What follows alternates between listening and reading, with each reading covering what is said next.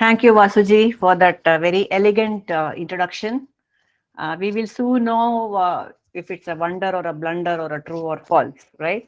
Okay, let us start with pranams to all the Atma Bandhus, and let us invoke the blessings of the Sadguru.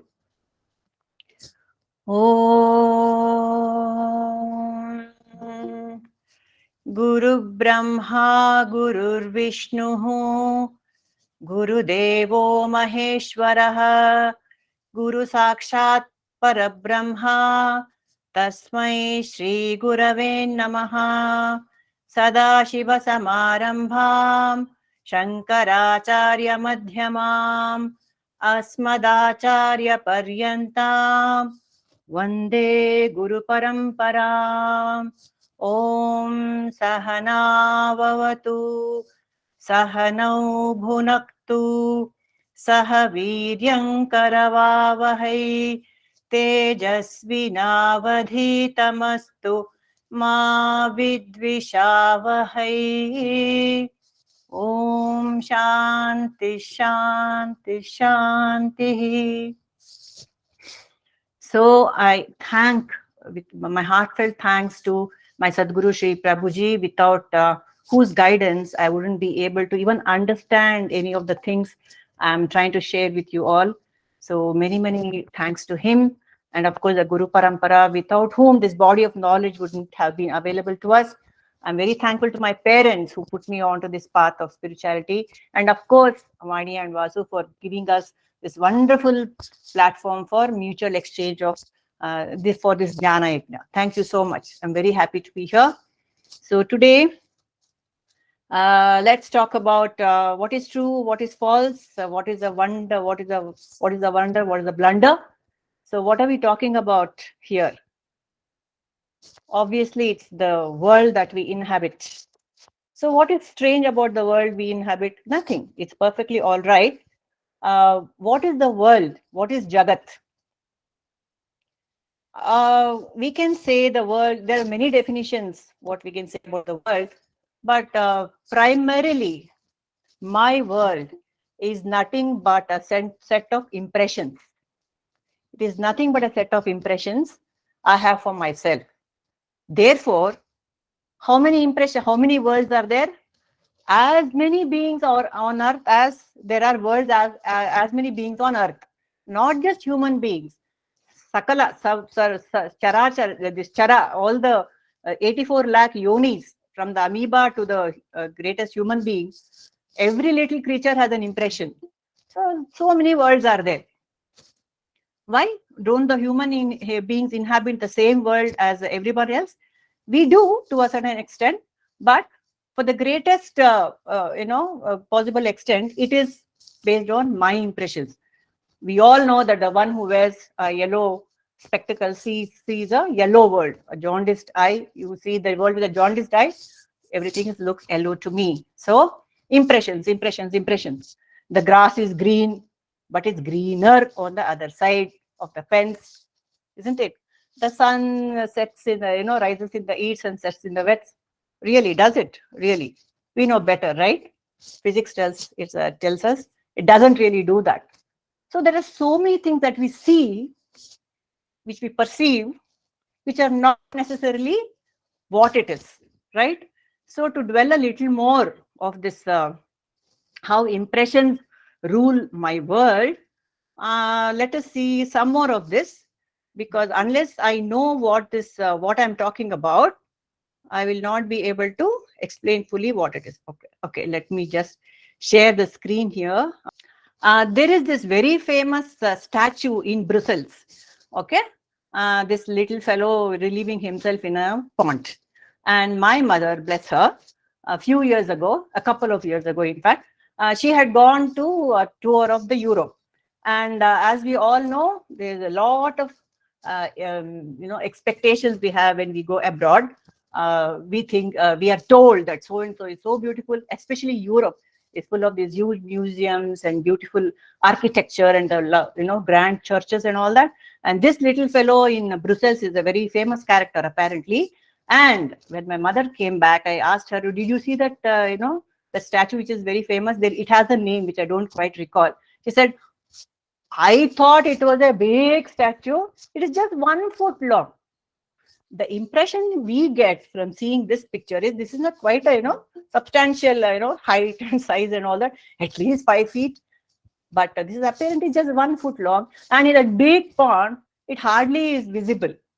So there's an impression which was created, a wrong impression, which led to disappointment, right? And then one more example. These grannies are very fond of talking very well, very highly of their grandchildren.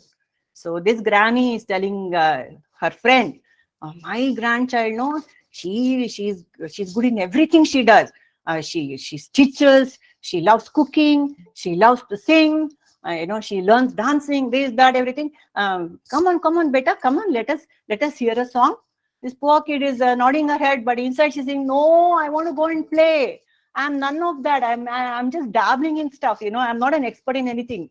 She's telling herself, but the granny goes on and on, which means, like the granny, we also apply a lot of our own, thoughts into another, and we express to the world, I'm so and so, I'm so and so, this girl is so and so. So this is also a kind of impression that we impose on people around us all the time, and especially a crying baby. You never know why a baby is crying. It goes on crying, and the mother and the family members will think, oh, it must be hungry. Oh, no, it must, the nappy must be wet. No, it must be hurt. No, the stomach must be hurting. What all impression? We don't know. So many impressions go on in our life at every moment. See, this is one more error that happens. This is the map of the world as we have been seeing it for a very long time. But lately, my son showed me another map. He says, Amma, this is the world, this is the size of the countries that you're looking at. Look at North America, very, very small. The black portion, the highlighted black portion, that is the actual size of North America, not the outline that we are seeing in the second picture. Why is this the impression? Look at this, whatever, I think it's Greenland or something, very small patch, and Russia and China, they are all seem very big in the map that we have been shown. But this is actually the size, apparently, because it's a spherical world, and it's difficult to represent a spherical world in a two-dimensional manner. This error happens. Okay, so call it what you will. It can be superimposition, or it can be an impression, or a misrepresentation. An error is occurring at any point of time. I cannot trust my own senses. I cannot trust my own feelings, because I superimpose my feelings on another. If I am feeling sad, the whole world looks sad to me, right? And I cannot trust my emotions, my senses. What can I trust? A huge error is happening at any point of time in my life, all the time, right? And there's a very beautiful word which is given for this error in Vedanta. What is it? The name is Adhyasa. Vedanta calls it Adhyasa. This is the very basic thing that a Vedantin should know, according to Adi Shankara. Adhyasa. Adhyasa simply means error. Adhyasa simply means error. Error in what? Error in mistaking something for another. That is Adhyasa, right? Even in a Vedanta class, lot of Adhyasa happens. How? Some of us think that, the lady who is talking here is very scholarly. Some of us think she is very scholarly, right? And some of us think she is talking through her hat. I'm talking like a chicken. I don't know what I'm talking about. Some of us think like that. And one of my friends who thought, he didn't know what I was talking about in one of these lectures. And he said, what were you talking? You were talking from, like an alien. I didn't even understand what you were talking about. You were like an alien. What were you talking about? It went over my head. It actually happened to me. He didn't know what I was talking about. Or some other person might think, oh, she's talking of such lofty things, very from rarefied atmosphere she's talking. All these things we think. And some might think, what is she blabbering? My husband often says, I don't know what she's doing. She's always sitting in front of the computer and doing things like this. So what am I trying to do here? I was just trying to have some little fun with my digital world, virtual media. Thank you for that. Thanks for indulging me. So Adhyasa.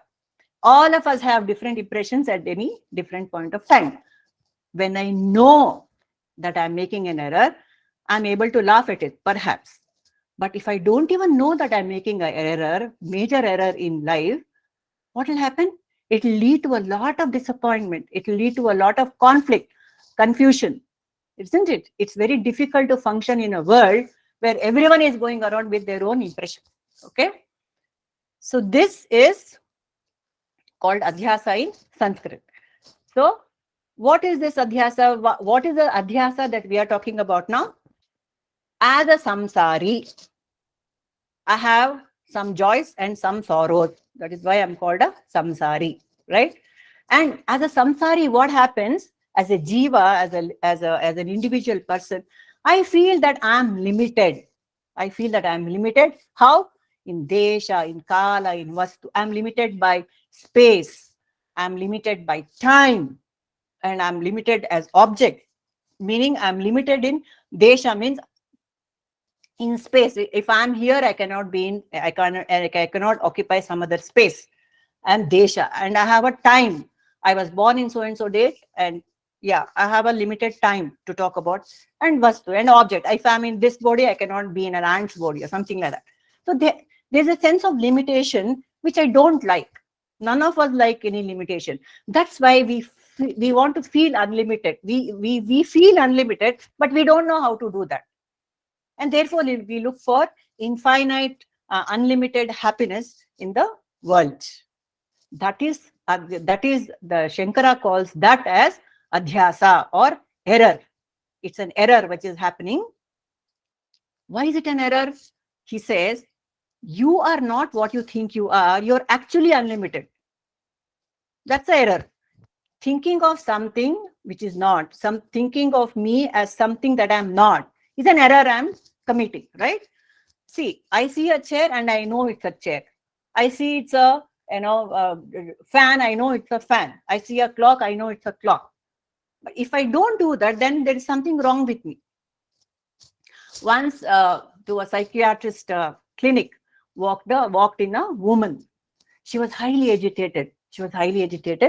And she came sweating, and she sat. The psychologist pulled up a chair and said, sit. What's wrong? Why are you so worried? He said, I have a huge problem with my husband. He says, what's the problem? He thinks he's a chicken. My husband thinks he's a chicken. Oh, the psychiatrist was really sorry for this poor woman living with a person, who thinks he's a chicken. So he said, okay, please bring your husband. Let me talk to him. And she says, okay. And she brings in, and you know who walks in? A chicken. So who has the wrong impression now?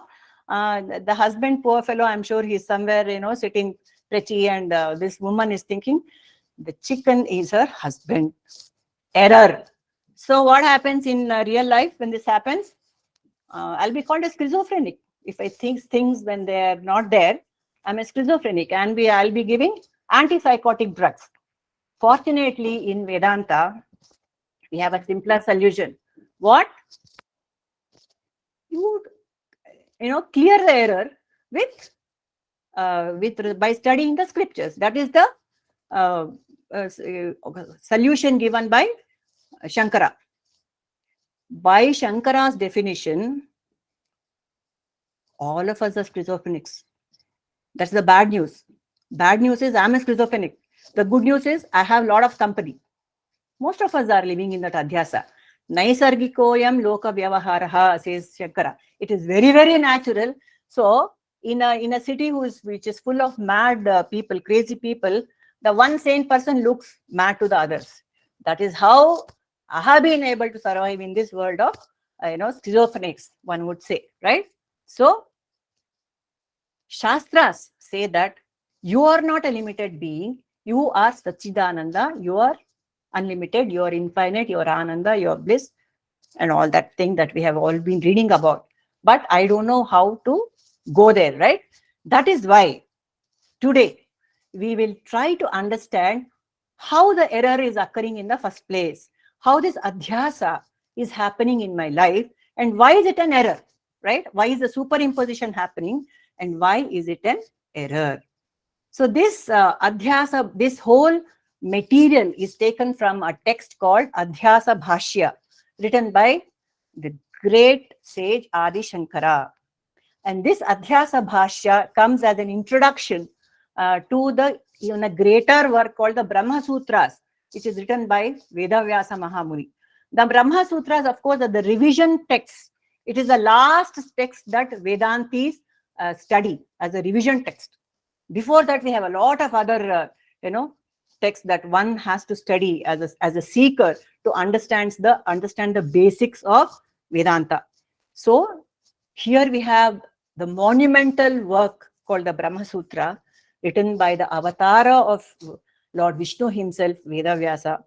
And we have the amazing commentary called the Adhyasa Bhashya, written as an introduction to the Brahma Sutra by the avatara of Shiva himself, Sri Adi Sankara.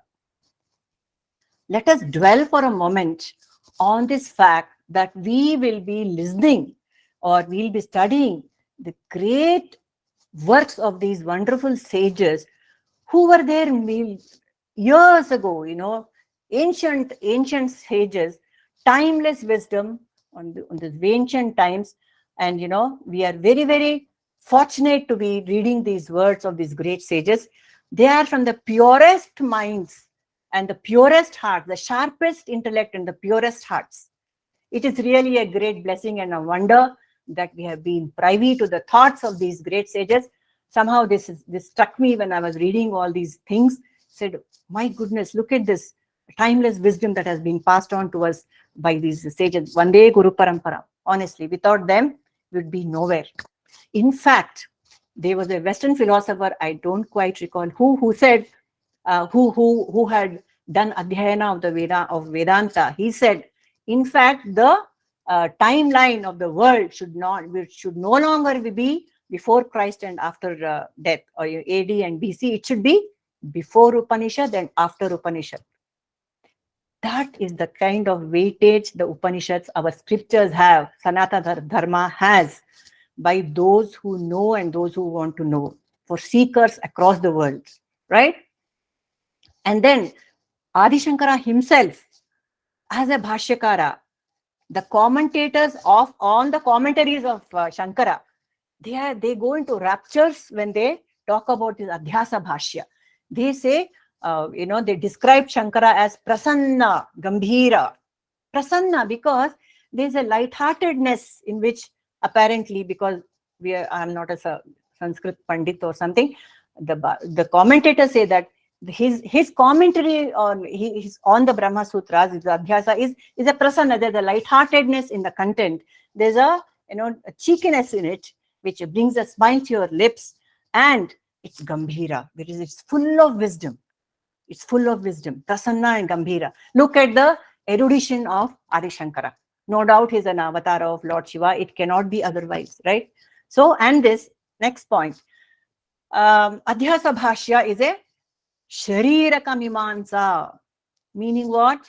Shariraka means it is for the jivi. The one who has the Sharira is the jivi, the jiva, me, right? The Bhashyas, any scripture is for the jiva. Any Vedantic teaching is for the jiva. Who is the jiva? The one who thinks he is limited by desha, kala, vastu. He is a jiva who has a body, mind, and intellect, and identifies himself with the intellect, is a jivi. So all the bhashyas are shariraka mimansa. From the jiva's point of view, the Bhashyakara is explaining these wonderful truths. How many scriptures are there? Plenty. How many Vedas are there? 108 and more, probably, that we don't know about. And the other Prakarana Granthas written by so many scholars like Shankara, Vidyaranya, and Gaudapada, and all these people. So hundreds and hundreds of thousands of scriptures, and they all say the same thing. Only one thing, same thing, which is Tat Tvam Asi. Thou art that. You are that. Tat Tvam Asi. Oh, if that is the only one line answer to all your problems, why should we have these thousands of scriptures? There used to be a boy in my class when I was when I was in high school, and he was a very cheeky and mischievous fellow. And he used to say, our geometry sir, he once he put a equation, very complicated equation on the board, and he called this boy and say, yes, prove that LHS is equal to RHS. Okay, and this fellow, very cheeky guy, what he did, he said, sir, it's very easy. I'll do it in one step. How? Multiply both sides by 0. 0 is equal to 0. LHS is equal to RHS. QED. That's a very clever answer, but that won't work. Especially in math, the more logical steps you show, the more marks. This is how the Vedanta pedagogy also goes. Everything has to go logically, step by step, so that at each step, one gets the clarity about what is being taught. Hence, the hundreds and thousands of scriptures that we have, right? So next, let us see what this great Adhyasa Bhashya has to tell us. What is striking about this Adhyasa Bhashya is the very first sentence. I will just give us all a glimpse of this wonderful sentence, which is going to give us a chakkar. Okay, it goes like this. Please bear with me while I read this out. It is so beautiful. I might not understand it, but it sounds very good.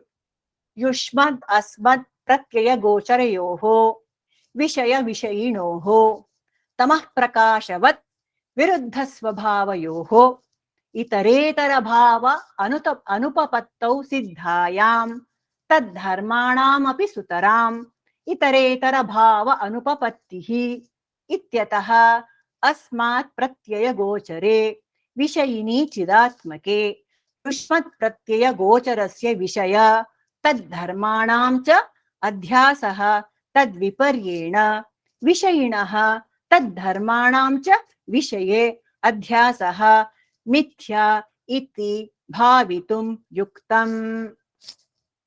How was that? Like a power-packed Nutri-bar, right? And for your information, apparently that is just one sentence, and the Bhashyakaras, the commentators say that this one sentence it summarizes the problem and gives the solution and gives the conclusion also. That is why Shankara is called the Prasanna and the Gambhira, right? So this has to be unpacked. This Nutri-bar has to be unpacked, right? Nutri-bar, but this is a very sweet Nutri-bar. Nutri-bars by themselves are not very appetizing, but this one, it's very beautiful. Let us unpack the Nutri-bar. It says, Shankara says there are three kinds of errors Bedha that we have. We have three kinds of differences, separations, Bedha, separations. What? Jiva Jagat Beda, Jiva Ishvara Beda, and Jiva Jiva Beda. That means the Jiva feels that I am separate from another person, another Jiva, I am separate from you, then I am separate from the world, and I am separate from Ishvara also, from Bhagavan also. That is why we have so many temples we go to and pray, where are you, give me darshan, isn't it? So that separation is there. This separation, Shankara boils down to just two, okay, not three. You have just two problems, okay, two problems. What is that? Yushmad and Asmad. There are two that we have, Yushmad and Asmad. Yushmad is actually Idam, Asmad is Aham. So we have Idam and Aham. What is Idam? This, anything, this is Idam.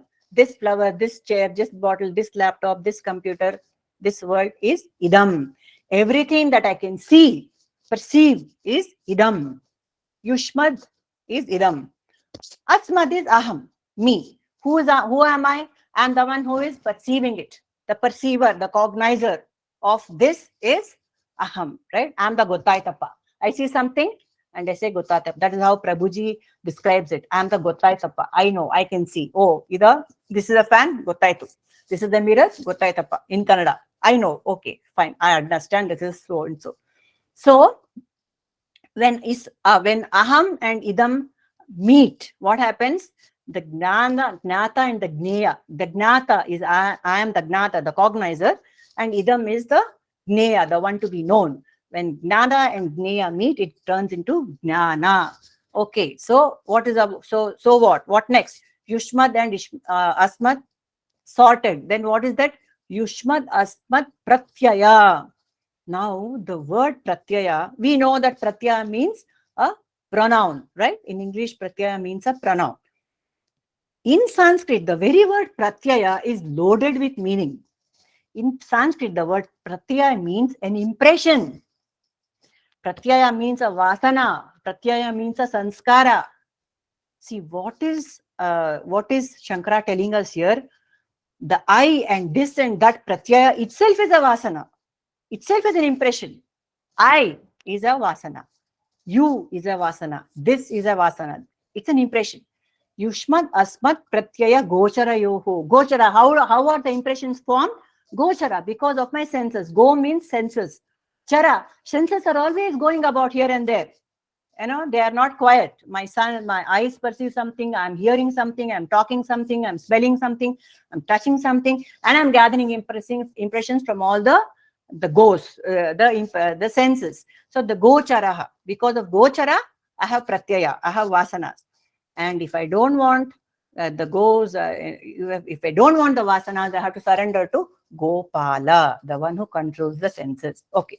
So Ushmat asmat pratyaya gocharayoho vishaya vishayinoho. Now this is the we have come to the Vishaya and Vishayi. These are the only two things you have to understand in Vedanta, says Shankara.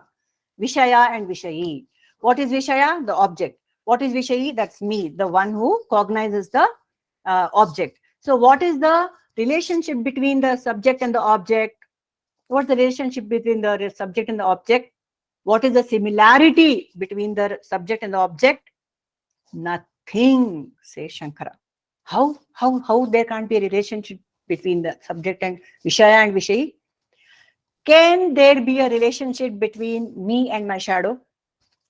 As simple as that, says Shankara. These are all ancient examples given by these Bhashyakaras or in Vedanta. They say, suppose I am walking on a river bank and my shadow falls on a river. Will my shadow get wet? No, it doesn't. That's the relationship. There is no similarity between me and my shadow. It might look like me, it might have my shape, but it is not me. So I should not go around wearing a muffler because my shadow falls on water. It will not catch a cold. Definitely it won't. But, says Shankara, this is how you are behaving. You are creating a relationship between the subject and the object. The Vishaya and the Vishayi is what Shankara says. So he says, they are of Viruddha Swabhava. They are of opposite, Swabhavas. How opposite? Tamah Prakashavat. As different as chalk from cheese, as different from darkness and light, is what Shankara says. Tamah Prakashavat Viruddha Swabhavaha. The subject and the object are as different as darkness and light. Therefore, there cannot be any relationship between the subject and the object. And also, their dharmas are also different. The dharmana api, they are different. Why? The dharma of the Vishayi, that is the subject, is Chidatmaka. I am a sentient being. I am able to see things. I am able to understand things. I am Chidatmaka. I have the sentience. I am not a rock. I am sentient, right? The Vishayi is sentient. Whereas the Vishaya is an object. It cannot, the flower cannot say, I can see a flower and say, hello, flower. I can talk to my plants because it's supposed to be good, Talking therapy, music therapy is good. I can say hello to my flower, but the flower will not wave to me and say hello, right? So the Vishaya and Vishayi are Atma, Anatma, difference is there. So many differences. We know, what the difference is between the Vishaya and the Vishayi. So there's a problem there is an error which occurs when I am confusing the Vishya for the Vishayi. So, Anupapattihi, Shankara says, it is impossible to, compare the characteristics of the subject with the characteristics of the object. Anupapattihi, he says. What is this? What is this error? Always the error is called as Adhyasa. It's also called Ajnana, Avidya, Bhranti, Brahme, Maya, anything that does not, anything that is not Jnana is Ajnana. Anything that is not true is false. Is that right? Let us go more into it now, right? So what is the effect of some superimposition? What is the effect? When I say the major error I am making is, according to the Vedanta, I am this limited body, mind and intellect. And so, whereas the truth is, I am Brahman, unlimited, Sach, Chit, Ananda, Satyam, Jnanam, Ananta. So what happens when I do the superimposition of the body, mind and intellect on this Brahman? What happens? I am hungry. I pratyaya points to the subject, and the I am hungry. The hungry part of it belongs to the body. The hormones are acting up and the stomach rumbles and the hunger is felt. So the I is subject. The hunger is separate from the I, but I do that adhyasa, the superimposition, and say, I am hungry, I am fat, I am stupid, or I am beautiful, or I am intelligent. So the I am is the subject. The other stuff that comes is all the anatma part of it. And the superimposition makes me feel that something is happening to the I, that unlimited, beautiful I that I am. I think something is happening to that. And I feel that limitation. And also, along with this limitation comes the feeling of ahamidam, I am this so and so personality, what Vasuji read about me, I am this, ahamidam, mamamidam, this is mine, something is mine. The I, the Brahman, in its purest form, the pure Brahman is asanga, nirvikara. Nothing, asanga means nothing can be attached to the Brahman there, isn't it? Whereas with my error, I go on attaching stuff to this unlimited, beautiful Brahman. That is the error which is happening, right? How does that translate into daily life? So, Shankara says there are two ways that we do this, superimposition. Atmani anatma adhyasaha. On the atma, I am superimposing the anatma. Like how we said, I am hungry, I am fat, badiroham, I am deaf, sthuloham. Because these are all the examples given in Adhyasa Bhashya. Badhiraha, I am deaf, and sthulaha, I am fat. So deha dharma, this deafness or this fatness or this hunger belongs to the body. It's a deha dharma. And I'm imposing it on the Brahman. And manodharma, I am sad, I am angry. That's manodharma imposed on Brahman. So what happens when I do this? I also invoke the qualities of the karta, I am the doer, the bhokta, I am the experiencer, I am the jnata, I am the knower of several things. So these are the wrong conclusions we come to when we do this superimposition, says Shankara. Then one more adhyasa, anatmani atma adhyasa. On the anatma, I superimpose the atma. How does it mean? I superimpose the qualities of infinity or eternity or permanence on something which is not. Like how? Like what? My life, my expectations about life. Suppose I tell my friend my son got a job.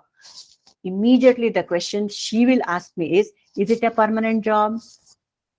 So I expect permanency in a job which could go, which can be lost at any point of time. Or suppose I tell I shifted into my house. Is it your own house? Again, looking for permanence. my own house, that ownership is there. All of us feel that I should own something. That permanence is a very, that security, the feeling of security is a very, very real need for all of us. Why? Because internally I'm unlimited. Internally I'm secure. I don't need anything. But I'm trying to find the everything, fulfill that internal this thing with the outside world.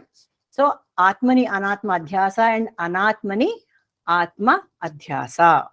This is what the error, the blunder which is happening by me, which leads me to experience a life which is less than fulfilling.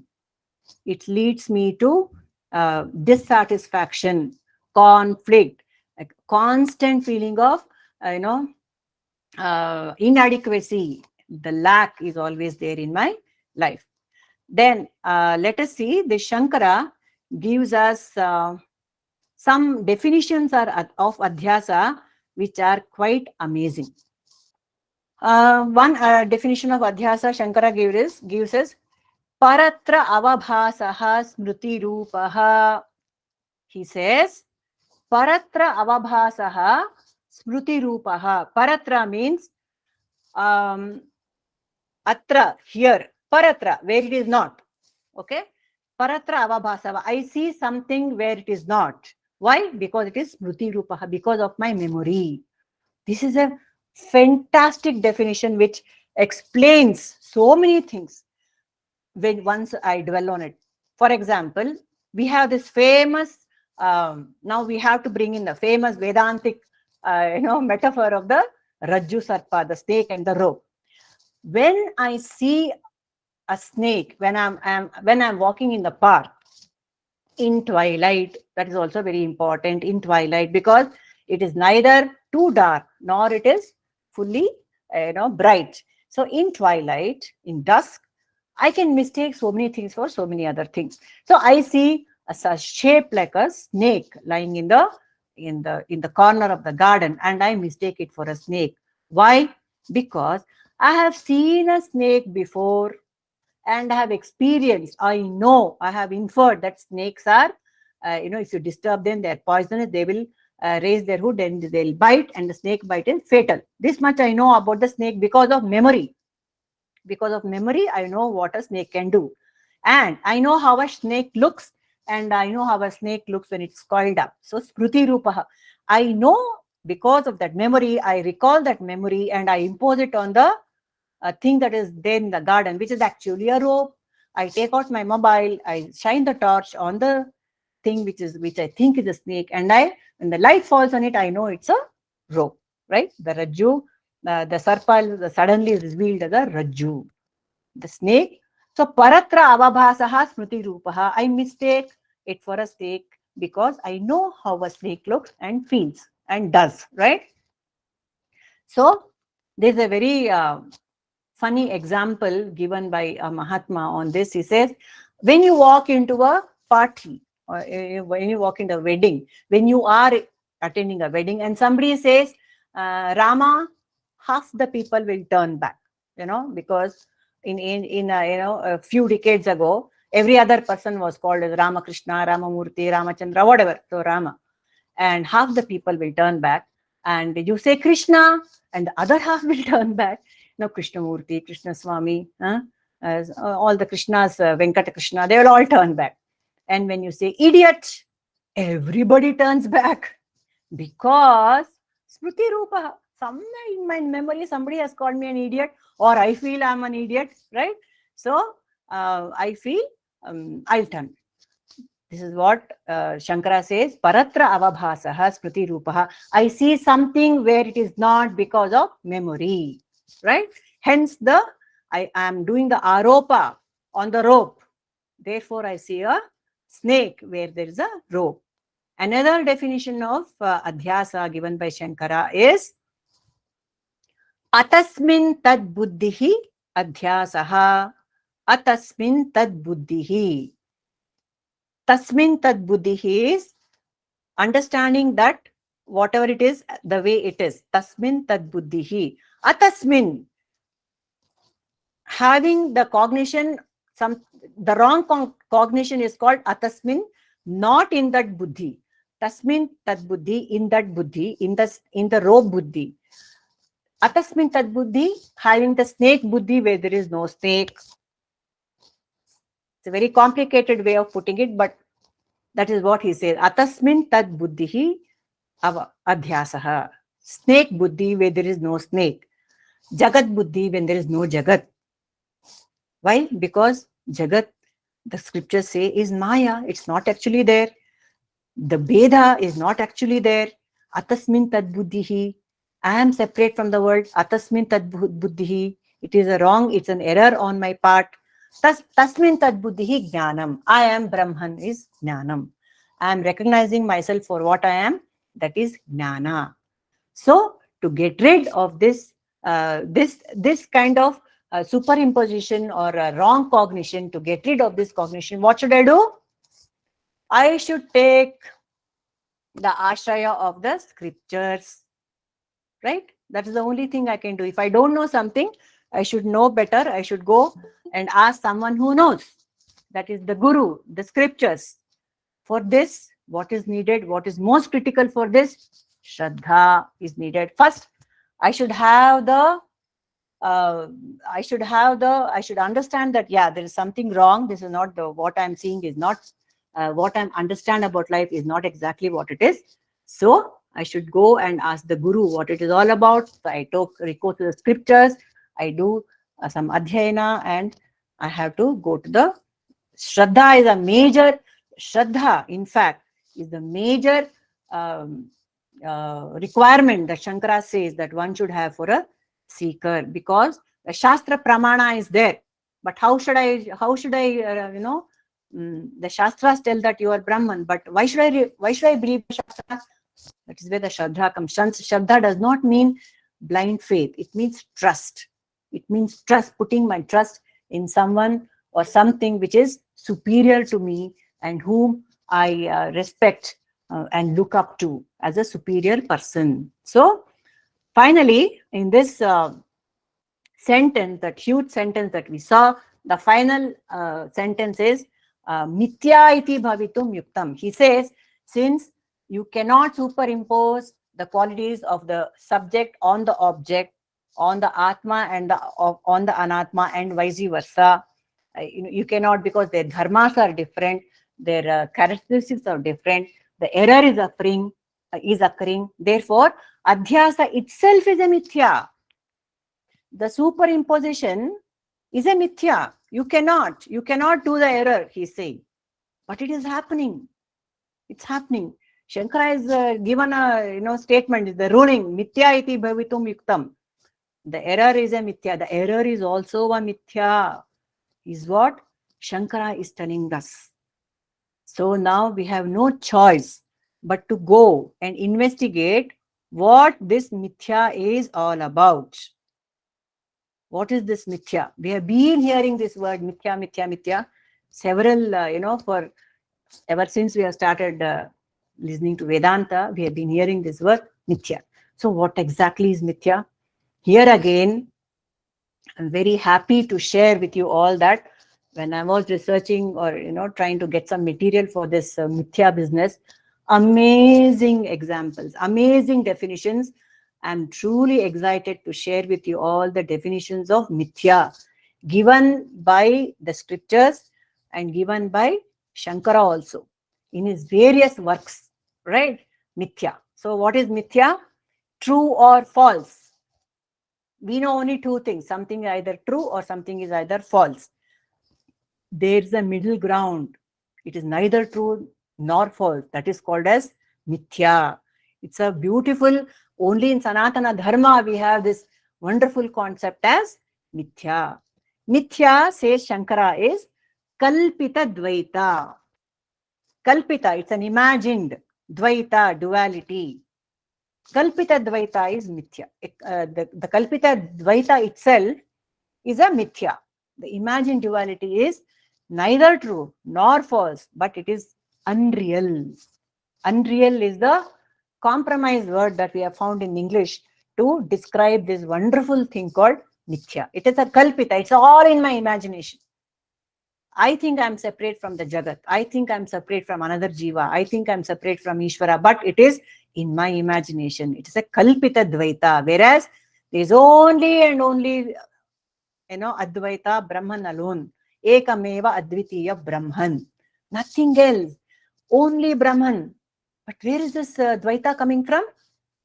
In my imagination. It's a Kalpita Dvaita.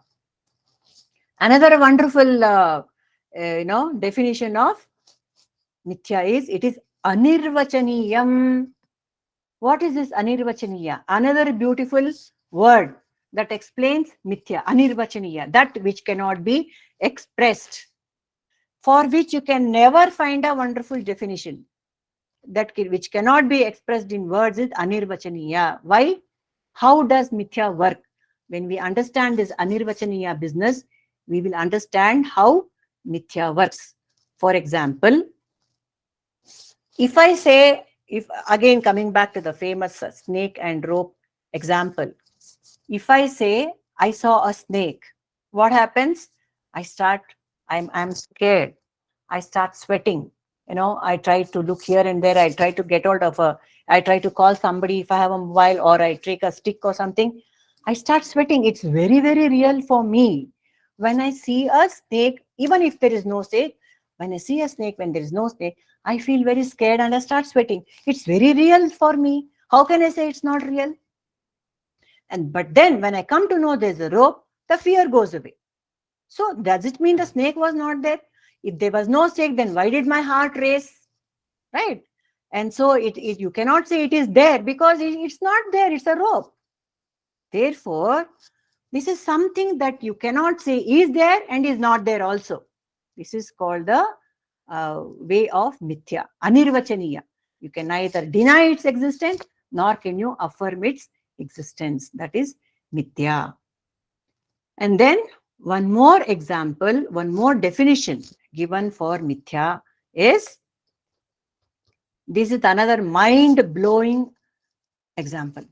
Mithya is vak avalambana matram. What does it mean? What does it mean? This comes in Chandogya Upanishad. It's a dialogue between Uddalaka and Shvetaketu. Vak avalambana matram.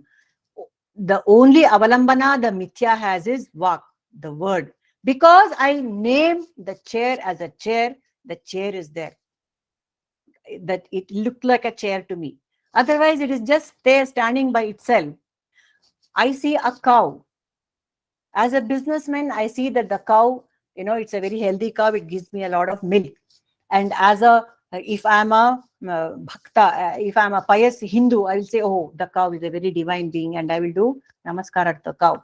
If I'm a milkman, if I own the cow, I see that, I take care of it properly, and I look at the cow as a family member.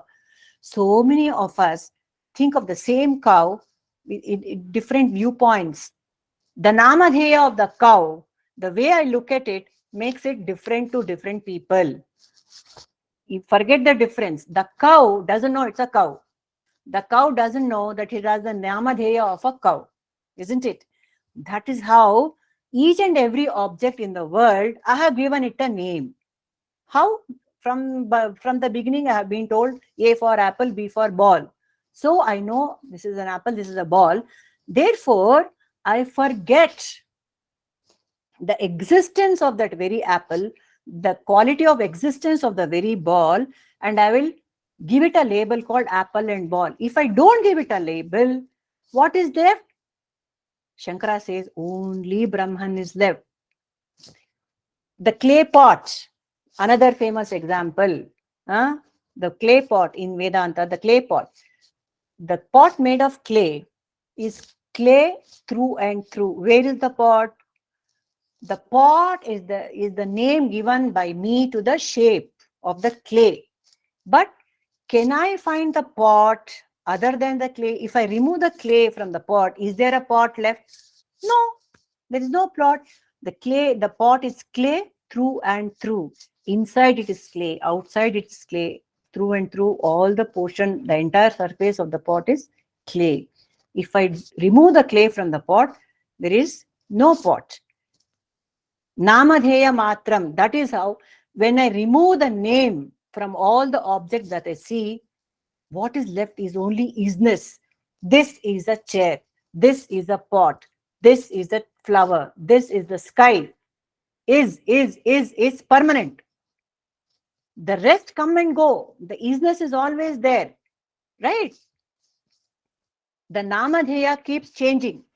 That is the avalambana of the mithya, is the namadheya. The name that I give is vak avalambana matram. The mithya is sustained by the name that I give to things and objects. This according to me was mind blowing when I thought of it in this manner. Hey, if I don't know the name of something, it is just there.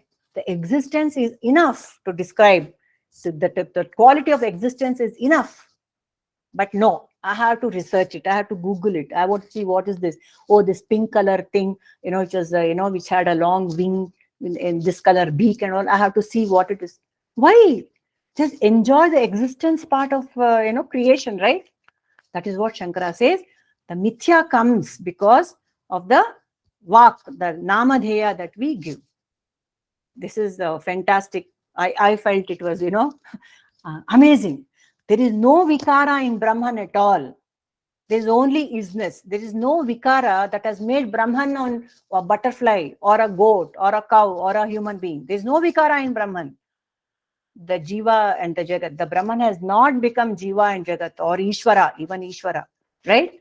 So this is the only sat is, the only sat is there. Na sato vidyate bhavaha, na bhavo vidyate sataha. Krishna says in chapter 2 of the Gita, the asat has no, asat does not exist, and sat will never perish. Asat can never sustain. Asat, that which is anatma, can never sustain, and sat can never perish. It's always there, eternal. Na sato vidyate bhavaha, na bhavo vidyate sataha. The sat will never, deplete. Therefore, the is always there. Chair, flower, fan, world will come and go, but the isness will always remain. So remove the namadheya and Brahman alone stands. So the mithya is a dependent reality. It depends on, and here when I'm seeing a chair, the sat buddhi and the asat buddhi appear together. That is also to be appreciated. The isness is also seen, the chair is also seen as an object. The sat buddhi and asat buddhi appear together in mithya. That is another feature of mithya. Both the sat and asat are seen together. Yad vishaya abhicharati asat. That which changes it, asat. Yad vishaya na vyabhicharati is sat. That which does not change is sat, says Shankara. Next definition, Satya is hidden in mithya. I think we just discussed that. The Satya, wherever there is mithya, Satya is there itself. It cannot be found apart from Satya. Wherever I find mithya, wherever I find Jagat, wherever I see the object, there itself is Brahman, Satya. There is nowhere else you can find it. There is nothing else, says Vedanta. There is nothing else, says Shankara. There is only Brahman. You are the one who is seeing something other than Brahman. Where you are seeing mithya, there itself is Satya. Right? This is another wonderful. Jivatva is mithya. But the Jivatva is pointing to Satya. Jivo Brahmaiva Napara, said Shankara. You are nothing but Brahman, Baba. You see yourself. You see yourself and realize that you are nothing else than Brahman. Right? And then, and in Mandukya Karika, one more definition in the Mandukya, this definition comes, that which is not there in the beginning or at the end, but appears in the middle is mithya. Now, this is an example which we can all relate to very happily. Why? We go to sleep every day and we dream. In my dream, I win a lottery, 10 lakhs. So that 10 lakhs, when I went to sleep, before going to sleep, I didn't have the 10 lakhs. When I woke up also, I don't have the 10 lakhs. I haven't won the lottery. But in the middle, it came. The 10 lakhs has come. Mithya. This dream example, happily I can accept. But in the same manner, if I can understand that when before I was born, this me as this Purnima, whatever was not there. After I am dead, this BMI, the body, mind, intellect called Purnima will not be there. It has come in the middle of birth and death. Mithya. So beautiful, right? That which is not there in the beginning, that is not there in the end, but appears in the middle is Mithya. Simple example, which makes this Mithya concept very clear. So this Jiva, Jagat are of the same category as Mithya. And Shankara calls it Vitata. It's an illusion. And a Mrugatrishnika. It's a mirage. This is also an example we can relate to.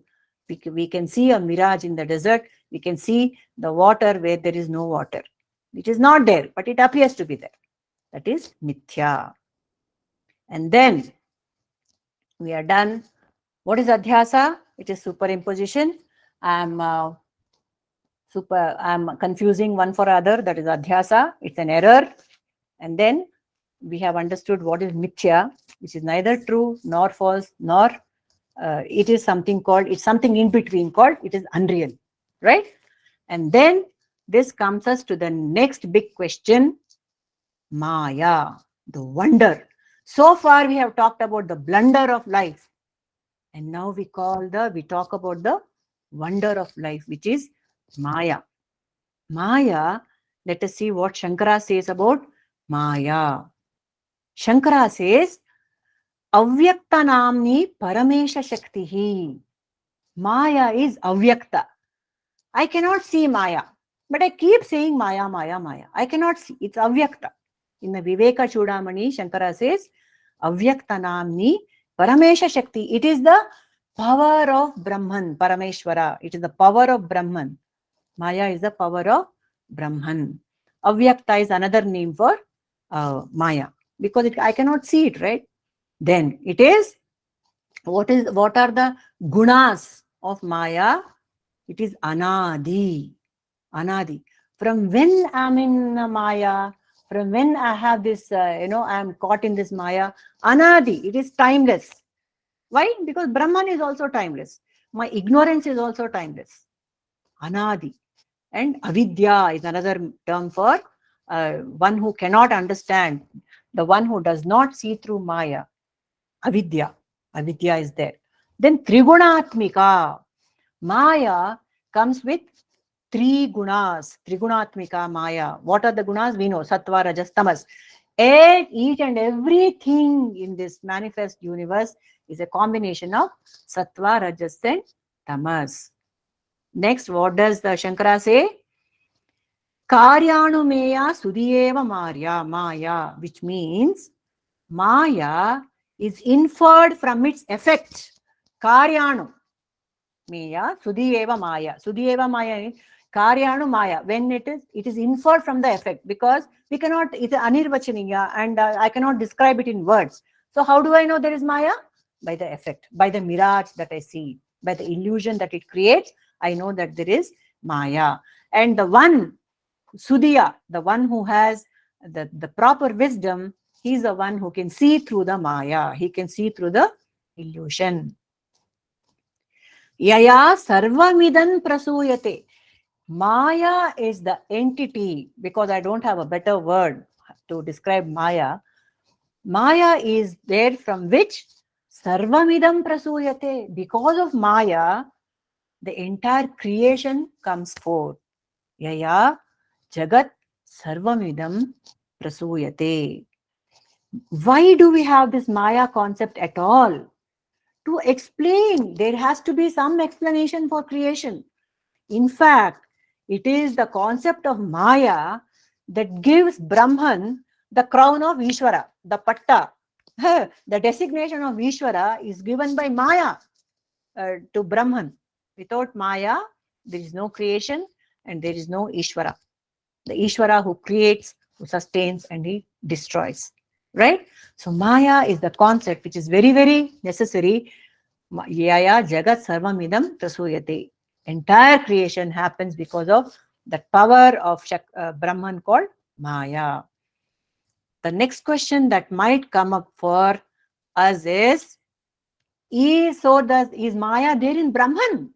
You said because of Maya, Brahman has become Ishvara. So, is Maya, is it in Brahman? For which again, beautiful definition given by Sankara in Atma Bodha. Sannapi asannapi ubhayatmika no, bhinnapi abhinnapi ubhayatmika no, sangapi asangaha ubhayatmika no, mahabhuta anirvachaniya rupa. This no at the end of this must be the same no that we talk about in English. Sannapi asan. She is neither exists, sun, existence, asan, nor existence.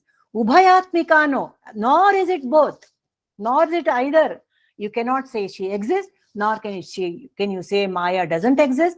And Ubhaya Atmika, it is not associated with either. Atmika, it is not associated with either of these ideas. You cannot associate the idea of existence and non-existence to Maya. Right? Bhinnapi, abhinnapi. You cannot say that she is composed, bhinna. She is composed of parts. Okay. She has, like a machine, like a car. It has the motor and the doors, the windows, the wipers, the wheels, whatever. She's not composed of parts, nor is she abhinna. Neither that it's not as if she is not, doesn't have parts. Ubhayatmika, no, you cannot associate this bhinna, abhinna to Maya at all. And then she is neither sangha nor asanga. She is neither separate. Sangha, she is not sangha. She doesn't have the sangha with Brahman. Sangha with what? With Brahman. She is neither separate from Brahman, or is she not separate with Brahman, nor both. You cannot even describe Maya in these terms of is she with Brahman, is she not with Brahman, is she Brahman, is she the fourth. You cannot say anything about Maya in these terms. So Maya is Mahabhuta Anirvachaniya Rupa. She is the Mahabhuta, she is the wonder. Maya is the wonder, and it is Anirvachaniya, indescribable in words. This is the beautiful definition given for Maya by Sankara. I don't think anyone can top this, because you cannot say anything about Maya. What else can you say, right? But still, there is some more we can learn about it. Swakale satyavat bhati prabhode asat. What is this Maya? Swakale, when something is happening, satyavat bhati, it seems real. When I am dreaming, it seems very real. I break into a sweat, or I feel very happy. Sometimes I smile and laugh in my dream. Swakale, while it is happening, satyavat bhati. When I'm seeing a 3D movie, I feel the sprinkle, the water spray on my, I instinctively close my eyes. Swakale satyavat bhati prabhode asat. Once I understand that this is Maya, when the wisdom dawns, asat bhati. I know it is unreal, but I can still enjoy it. Right? Swakale satyavat bhati. Under the influence of times and space, satyavat bhati prabhode asat. Then Shankara says, Maya is Brahmashraya. Ashraya for Maya is Brahman. What does it mean? Shri Krishna says again in the Bhagavad Gita, Mayadhyakshena prakritihi suyate sacharacharam. I am in my presence, Maya operates. It has got Brahmashraya. In my presence, Maya operates. Like how in the presence of the sun, the trees grow. The sun does nothing. The mere presence of the sun is enough for the trees to grow, the plants to grow, for the sun, for the whole entire ecosystem of the planet Earth to function like that.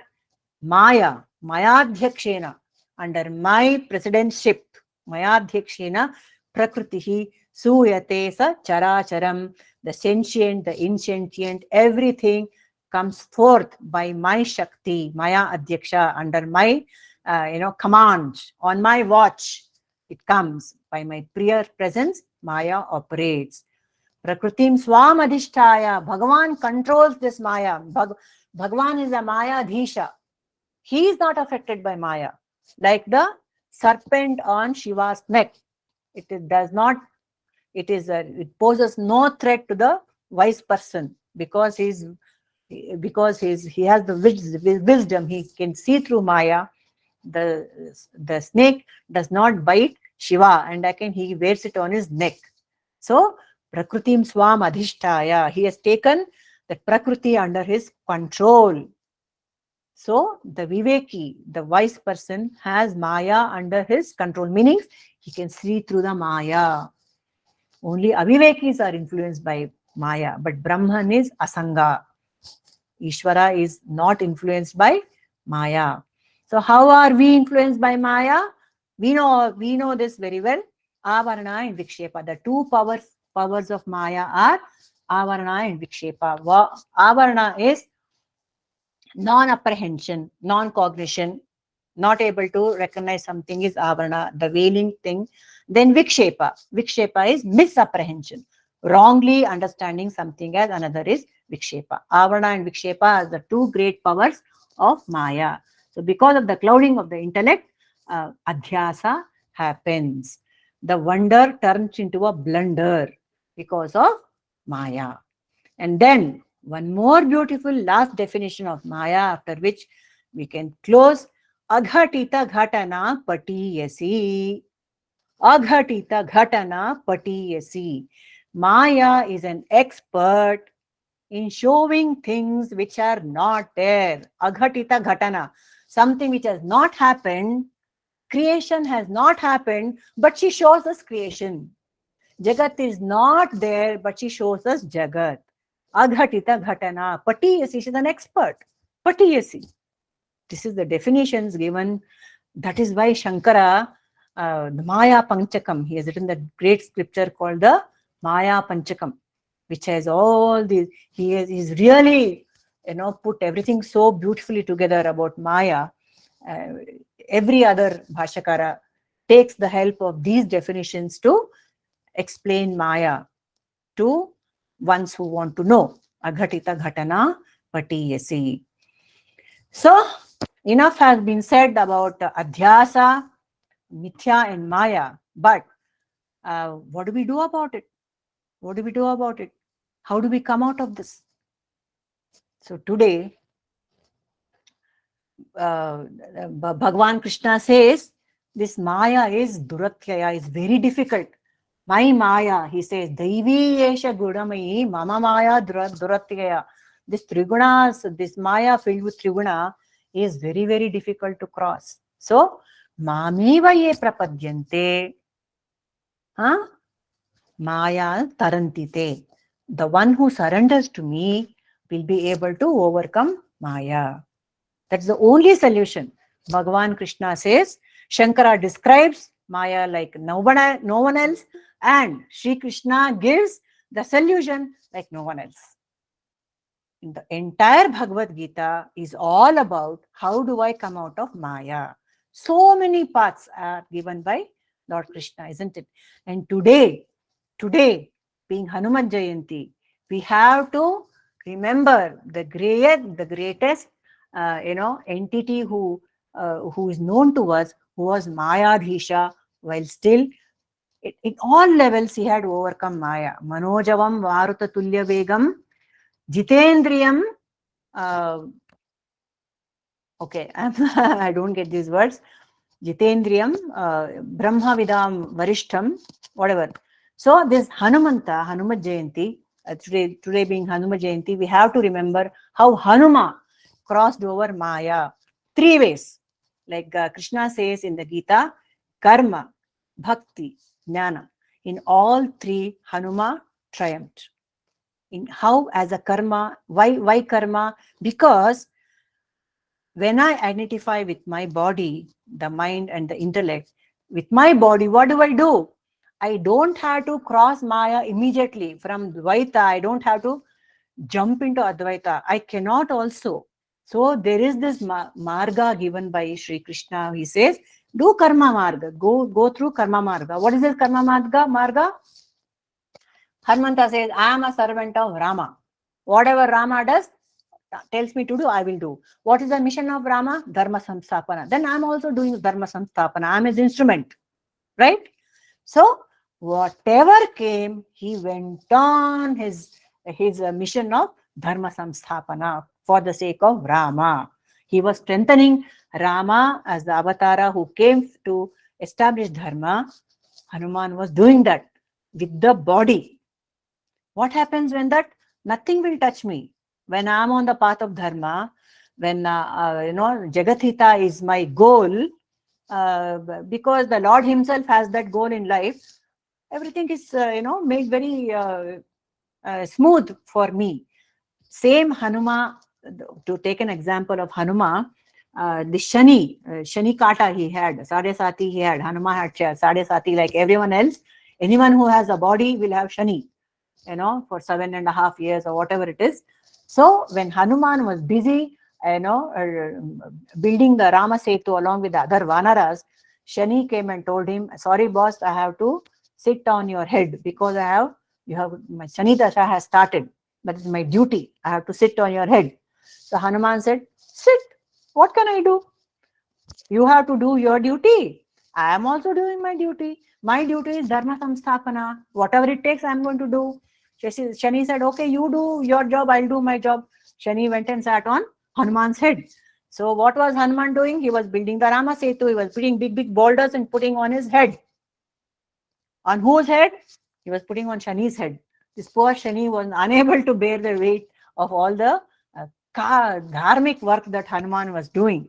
And so Shani could not do anything.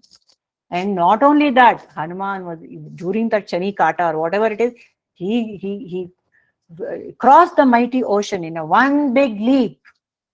The ocean was not big enough to stop him. So in karma, let us be Hanuman and try to walk on the path of dharma. That's all we can do. What happens? The same Adhyasa, even though I have Adhyasa, it will not affect me. It will not give rise to troubles in my life, conflicts in my life, dukkha. I will not have the dukkha in my life, is what is the promise of Bhagavan. And then bhakti. How can there be a greater bhakta than Hanuman? We cannot think of any other greater bhakta than Hanuman. As a bhakta, what is there? What do I do? He always had the words of Rama on his lips. Always thinking of Rama, Rama Nama. Like our Prabhuji says, Rom me Ram. The bhakta. Right? So, as a bhakta, what I can do is chant the name of the Lord. When that happens, Mameva ye prapadyante. You can cross the ocean of samsara happily and easily when you're taking my name. So we have other beautiful, great examples like Prahalada or Mirabai. So many the bhakti tradition in India is so thriving and beautiful. The bhakti tradition, beautiful, isn't it? So in karma and in jnana, in bhakti, we surrender to Lord through kaya, vacha and manasa. And then in jnana, Hanuman was a great jnani. Hanuman was a great jnani. His intellect was crystal clear. And in samadhi, he said, when I'm a servant of God, I'm a friend of God. When I'm in meditation, he's my bandhu. And in samadhi, I'm one with God. There is only Rama. There is no Hanuma at all. There is only Brahman. There is no Jiva. There is no Jagat. There is no Ishvara. That's it. Okay. So Hanuma was a jnani. He could do that. But what do I do as a Jiva? How shall I jump from Dvaita to Advaita? So what I can do is, again, given by Sankara, he says, The shift in focus is mainly most important. The shift in focus, the same Jagat, the same statement. For example, I say Jagat is mithya. Why? Because the Jagat is a dream. Because the Jagat is a dream, Jagat is mithya. Now shift the focus. Jagat is satya. Why? I am the one who is dreaming. The same sentence, where there is mithya, there is satya. Where I am seeing Jagat, the very seer is there. That is why it is satya. That is why it is Brahman. The seer is nothing other than Brahman. Right? The subject is there. The object, the one's drushta nashta swabhavaha, this is called. This is another favorite definition of mine, which I keep repeating it everywhere. Drushta nashta. Once I see something, it perishes there and then. It is assimilated in me as jnana. Drushta nashta. I see something, it is assimilated in me as knowledge. It is one, it is in me now. There is no separation between the object and the subject. This is how one can pole vault from, from Dvaita to Advaita. The same sentence. It's a dream, so world is mithya. I am dreaming, so the world is satya. See, so beautiful, right? The moment the Gnata and the Gneya meet, it's a yagna. What is the yagna? Everything perishes in the fire of consciousness, right? So, yatra yatra manoyati tatra tatra samadaya. For a bhakta, yatra yatra manoyati, wherever my senses go, for a bhakta, tatra tatra tava pada pankajam. I see the beautiful feet of my Lord. For a bhakta, for a jnani, yatra yatra manoyati tatra tatra samadayaha. The resolution between subject and object occurs, right? So let us close with one small anecdote of Mata Amritanandamayi. I believe no, Mata Anandamayi Ma. Anandamayi Ma. She is not, she is not embodied anymore. So Anandamayi Ma with Paramahamsa Yogananda, once he met, he had heard a lot about this Anandamayi Ma, and he visited her ashram in Calcutta. He was touring India. He was staying in the US and he was touring India, and he went to the ashram of Anandamayi Ma. Anandamayi Ma, it is said, was a very simple girl, childlike demeanor. She was a childlike woman, and the moment Yogananda got down from his car, she came running out of the ashram and said, "Father, you have come." So this Yogananda was seeing her, Anandamayi Ma, for the first time, and he said, "Oh, do you know me? Have you seen me before?" She said, "No, but I know, Father, you have come." Then Yogananda asked her, "Tell me a little something about yourself." And Anandamayi Ma, she laughed and she said, "What can I say? Before this body was there, I was there. After this body is gone, I'll be there. So I simply am, that's it." So Paramahamsa Yogananda was so, enamored and impressed by this beautiful, innocent, declaration that I am always there, irrespective of this body called Anandamayi Ma is there or not. Compelled him to write a poem on her, which is, very well known in those circles. So this is all about true or false, mithya or satya, mithya, satya, maya, and how to come out of maya. So thank you for the opportunity of expressing all these thoughts with you. Very happy. I don't know if you if I was able to convey all the things that I wanted to convey, but it has helped me a lot. Thank you so much, Vani and Vasu. Thank you so much for this wonderful opportunity.